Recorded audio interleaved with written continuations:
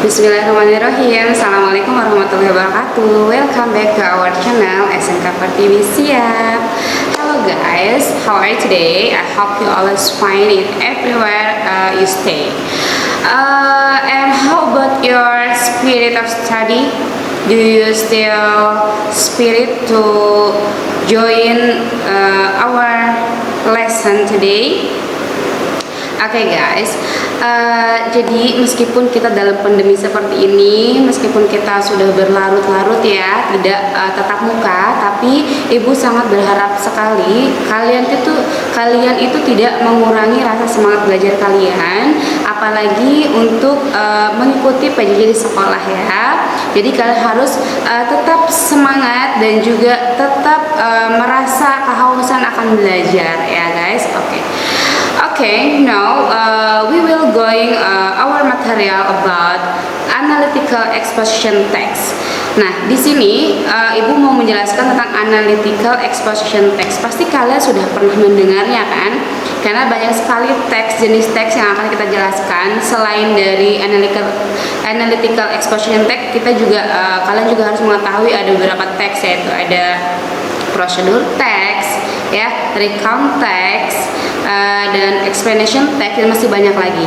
Nah, untuk minggu ini kita akan menjelaskan tentang analytical exposition text. Tapi sebelumnya kita juga harus tahu tujuan dari analytical exposition text itu apa, terus juga definisinya itu apa. Nah, kalian tuh harus tahu ya, karena kalian ini mungkin agak sedikit rumit daripada teks-teks yang lain. Maka dari itu, kalau misalkan kalian kurang paham, silakan nanti di akhir tayangan video ini kalian boleh chat melalui e-learning kita ya.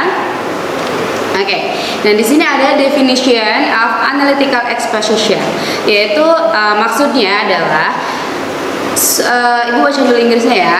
Exposition is a text that elaborates the writer's idea out the phenomenon surrounding. Nah, maksudnya itu adalah suatu jenis teks yang menjelaskan pendapat kita ya, pendapat atau argumen tentang suatu fenomena atau peristiwa yang terjadi. Nah, sebetulnya analytical text ini lebih ke pendapat kita, lebih ke argumen kita atas peristiwa yang terjadi tersebut ataupun fenomena yang terjadi ya, atau hal-hal yang berbau hits atau viral. Nah, ini bisa menjadikan analytical exposition text karena kita bisa menggugah argumen kita dalam peristiwa itu. Nah, adapun purpose atau tujuan kita itu untuk meyakinkan pembaca bahwa fenomena atau peristiwa menarik untuk dibahas. Nah, ini adalah tujuan dari exposition text itu ya, meyakinkan pembaca bahwa fenomena atau peristiwa menarik untuk dibahas. So, kalau misalkan peristiwa yang tidak menarik untuk dibahas, kita mau berargumen apa? Nah, jadi harus yang benar-benar menarik untuk dibahas ya. Dan yang kedua ada menganalisa sebuah topik dan meyakinkan pembaca untuk mendukung opini tertentu dengan menyajikan argumen-argumen. Nah, maksudnya itu adalah opini kita, menganalisis sebuah topik dengan meyakinkan pembaca. Nah, jadi kita harus meyakinkan pembaca dulu untuk tertarik pada peristiwa yang akan dibahas. Nah, setelah itu kita menganalisis dari topik, menganalisis opini-opini atau argumen-argumen para pembaca tersebut. Ya, nah itu tujuannya. Sekarang di sini ada generic structure and analytical exposition text, yaitu pertama ada thesis, ya. Yang kedua ada argumen, yang ketiga ada conclusion atau reiteration. Nah, tesis ini itu biasanya itu tuh hal apa yang akan diceritakan, hal apa yang akan diangkat, peristiwa seperti apa. Terus juga argumen di sini adalah pendapat kita seperti apa. Nah, terus nanti conclusionnya itu adalah kesimpulan daripada tesis dan juga argumen. Nah, kalian nanti disimpulkan. Nah, jadi harus diingat ya, generic structure di sini cuma ada 3, tesis, argumen, dan juga conclusion ya. Nah, di sini juga udah ibu jelaskan. Tesis di sini ada bagian ini memperkenalkan topik yang akan dibahas, menunjukkan sudut pandang serta keberpihakan penulis. Nah, si penulis itu berpihak kemana nih? Ke peristiwanya itu ya. Bagian ini juga menjelaskan argumen yang akan dibahas dan dielaborasi di bagian selanjutnya. Nah, itu adalah bagian dari tesis ya, penjelasan bagian dari tesis. Sedangkan penjelasan bagian dari argumen apa sih? Nah, bagian dari argumen ini adalah berisi poin-poin yang akan dielaborasi dan telah dituliskan bagian tesis. Nah, jadi argumen kita dari bagian tesis yang telah dipaparkan ya ceritanya. Nah, conclusion itu bagian yang berisi kesimpulan. So, kesimpulan kamu mengenai pendapat dan juga mengenai tesis itu seperti apa? Adapun language features, di sana kita harus mengetahui ya, kita harus menggunakan kata bad itu digunakan untuk ketika kita merasa apa, dan good ketika kita merasakan sesuatu seperti apa. Nah, kalian itu tergantung dari pendapat kita sendiri ya, apakah itu mau good, apakah itu mau bad, itu tergantung dari tanggapan kalian atas peristiwa tersebut. Nah, untuk penggunaan untuk penggunaan tensesnya, kalian harus menggunakan tenses present tense. Harus menggunakan simple present tense of course, karena di analytical exposition text ini menggunakan hal yang terjadi pada saat ini ya, bukan yang kemarin, lampau, atau yang akan dilakukan, no, tapi yang terjadi pada saat ini, yang sedang berlangsung gitu ya, sedang viral, yang sedang dibahas di halayak gitu. Nah, adapun menggunakan mental verb. Nah, di sana juga ada mental verb dan juga ada saying verb. Verb itu kita bisa menggunakan kata kerja itu ya. Dan juga ada connecting word. Nah, connecting word ini seperti kata penghubung. Kalian bisa menggunakan then ya. And then masih banyak lagi that kayak gitu.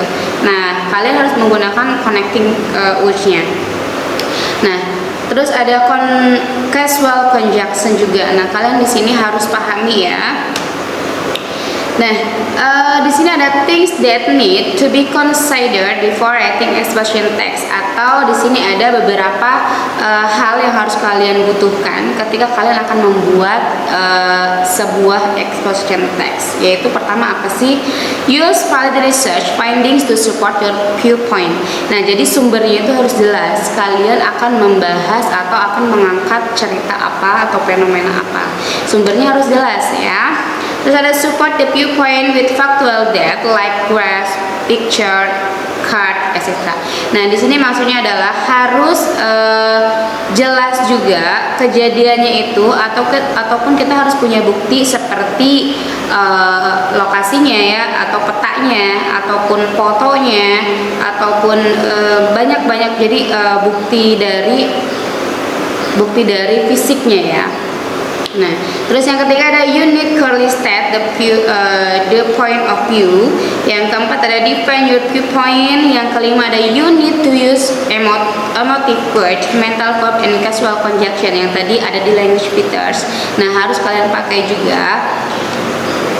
Nah, untuk contoh example of exposition text are, nah ini maksudnya adalah contoh dari exposition text itu ada speech seperti pidato, ada editorials, ada newspaper articles. Nah, itu hal yang berupa artikel yang memang menarik untuk dibahas juga bisa ya.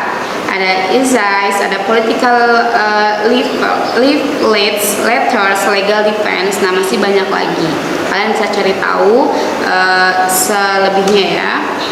Nah, adapun ini Ibu kasih contoh beberapa hal atau peristiwa yang memang sangat menarik untuk dibahas, seperti National Examination for Students, Full Day School System in Indonesia, Hate Speech Comment on Social Media Regulation, Death Penalty for Terrorists, Animal Testing Should Be Banned, Minimum Age to Use Smartphone. Nah, ini tuh bagian-bagian memang belum Ibu cari ya beberapa teksnya. Cuma ini judul-judul teks yang sepertinya gitu menarik untuk dibahas pada halayak.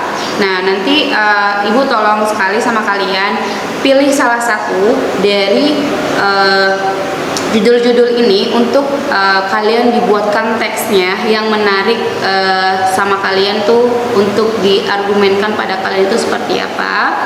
Nah, kalian pilih salah satu dan untuk tugasnya pasti kirimkan di Google Form.